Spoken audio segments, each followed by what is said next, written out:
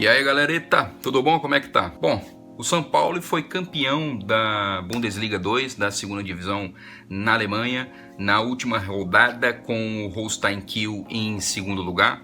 Os dois sobem direto. Ao todo, a campanha do São Paulo trouxe 20 vitórias, 9 empates, 5 derrotas. E no vídeo de hoje nós vamos falar sobre a ascensão do São Paulo, sob o comando do garoto, praticamente um jovem Fabian Hüseler.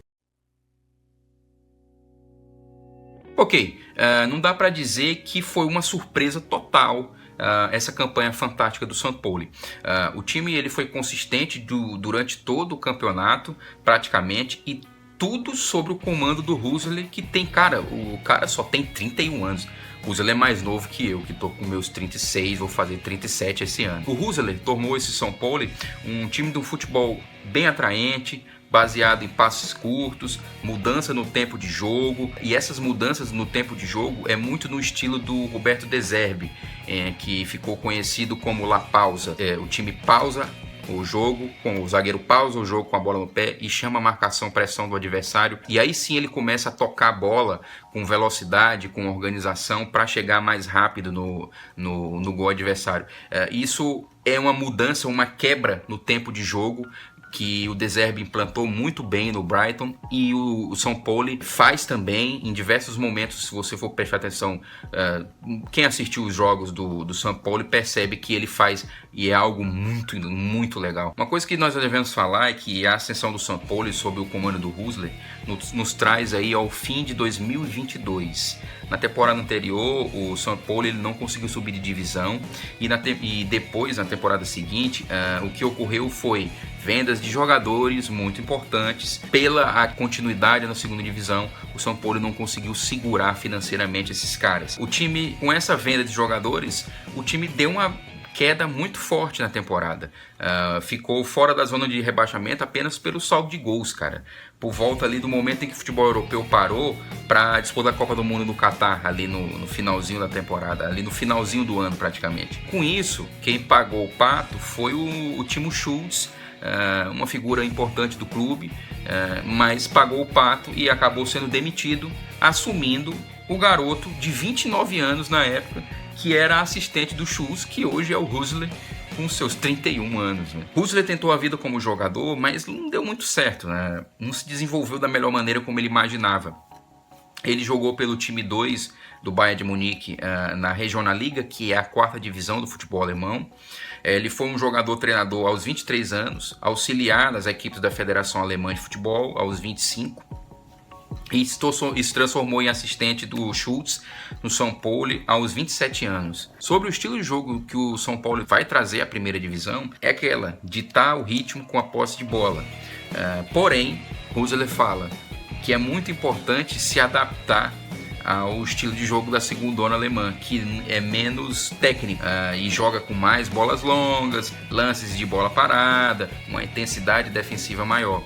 Então o que o Hüseler fez foi tentar adaptar ao seu estilo de jogo de posse de bola, mas também trazendo esses enfoques que são importantes, né, numa disputa de segundona. É preciso entender também a competição em que está se disputando, e isso foi fundamental para essa ótima campanha do São Paulo. Para você ter uma noção, o São Paulo foi o terceiro com o maior número de gols em cobranças de falta e escanteios da temporada, ao mesmo tempo em que sofreu o menor número de gols de bola parada do campeonato. A posse de bola média aí do time é de 57%, e conseguiram o feito de ficar invictos durante os primeiros 7 meses da temporada. Então, assim, é um trabalho maravilhoso o que o Hüseler tem feito no São Paulo.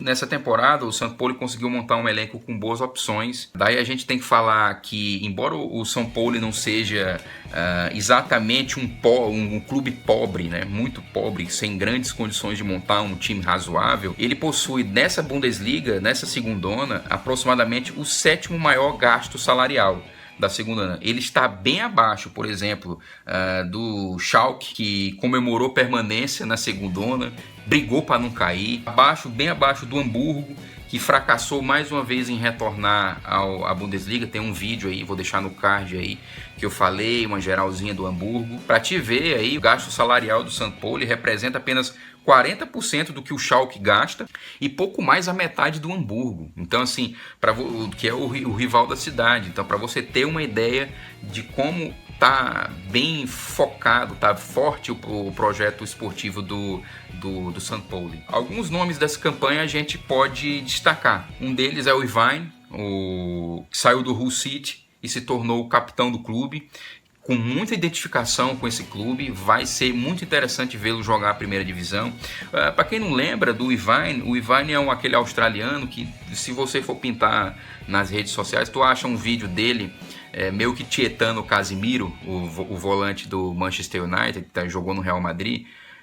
Ele, o bigodinho, o cabelão grande e tal, e o Casemiro diz, eu vejo seus jogos e tal, e ele ficou todo maravilhado. Pois é, o Irvine é esse jogador, um ótimo volante, por sinal, ótimo volante. Então, um cara que chegou do Hull City do futebol inglês para a Bundesliga alemã, para a segundona alemã, e foi muito bem. É um cara identificado com a torcida, identificado com o clube, e a mudança para ele foi muito boa, foi impactante, né? O outro foi o Afolayan, que rodou pra caramba.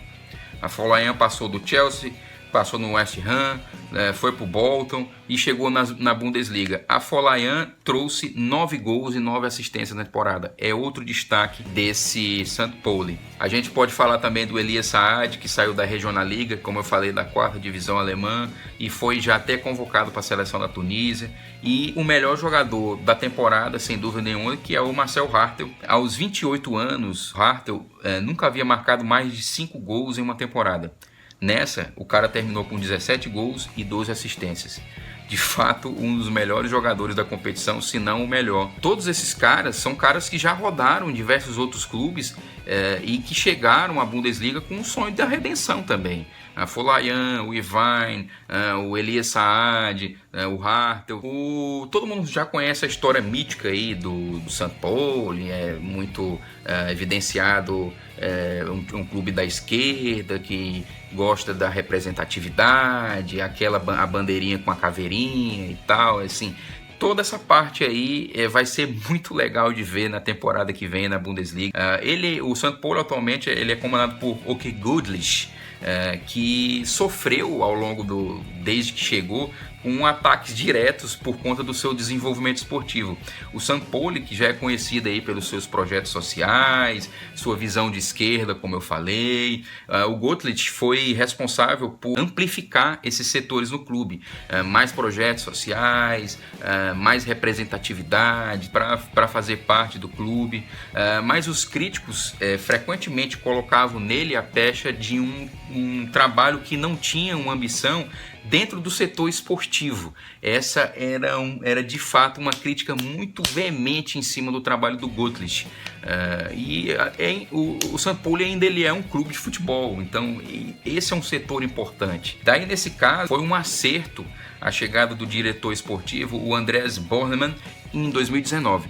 O Bornemann segurou a onda na crise que estava com o Timo Schultz, foi responsável por trazer algumas dessas boas contratações, alguns desses nomes que eu falei, desses destaques que eu falei, e confiou, cara, um time que estava em crise, que demitiu um ídolo, que é o Timo Schultz, para confiar o trabalho de um time em crise que poderia ter caído a um cara de 29 anos, sem grande tarimba aí dentro do futebol da Alemanha e de qualquer outro lugar. Assim, a gente percebe muito aqui, porque a gente tem que trazer um técnico experiente aqui no Brasil, que sabe entender a competição e outras coisas a mais. No caso, para o St. Pauli, foi importante para o St. Pauli trazer um cara, confiar num garoto de 29 anos. E foi um acerto gigante, assim, aquele chute no ângulo, né? O Bornemann pegou na veia quando decidiu permanecer com o Rüsler no comando, né? Resta saber como é que vai ser o trabalho daqui para frente.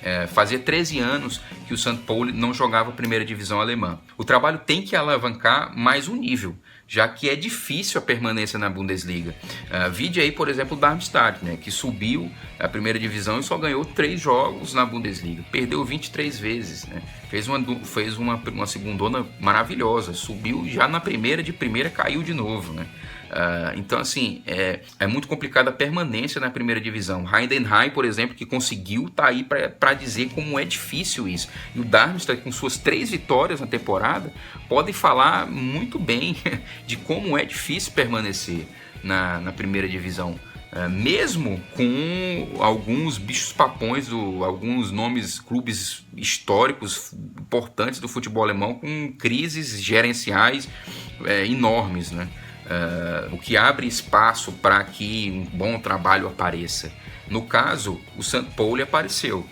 Então, o ideal, cara, é buscar um trabalho equilibrado que possa tentar garantir uma permanência, nem que seja suada essa permanência, com dificuldades, mas tentar permanecer. Segurar algum desses jogadores, segurar principalmente o Rüsler, segurar o mentor de todo esse projeto, que é o Rüsler, desse projeto esportivo. E creio que as críticas em cima do Gottlieb devem ter arrefecido tremendo, porque a ambição esportiva, os acertos de um projeto esportivo comandado pelo Andreas Bornemann, pelo Rüsler dentro de campo, deram muito certo nessa temporada. Agora o nível sobe e aí é que nós vamos ver como que vai ser essa próxima temporada. Realmente assim, eu estou muito curioso para saber o que vai acontecer com o St. Pauli na próxima temporada. E também com o Holstein Kiel, que faz história também, indo à primeira divisão pela primeira vez, inclusive. Bom, é isso, pessoal. A gente fez aí um geralzinho do St. Pauli. Tava devendo esse vídeo, falar um pouquinho do campeão da segunda divisão. Aí, se gostou, cara, dá um joinha, compartilha o canal, se inscreve, não esquece de se inscrever. Isso tudo apoia o trabalho do cara aqui, do rapazinho aqui que está tentando fazer um canal que fale sobre futebol alemão e misture história e futebol, a sociedade e futebol em outros vídeos que vão aparecer aqui. Logo mais também eu pretendo fazer vídeos que falem sobre jornalismo esportivo e tal, aí já um pouco mais enfocado para a galera que curte também. Mas eu vou tentar fazer de uma maneira que todo mundo se interesse por esses vídeos também. Beleza, pessoal? Falamos um pouquinho sobre o St. Pauli e extremamente curioso para saber o que vai rolar com esse time, com esse clube que tem uma identidade muito própria no futebol alemão e no futebol mundial. Muita gente conhece o St. Pauli pelos seus ideais. Vai ser legal de ver ele na primeira divisão. Valeu, pessoal, até mais!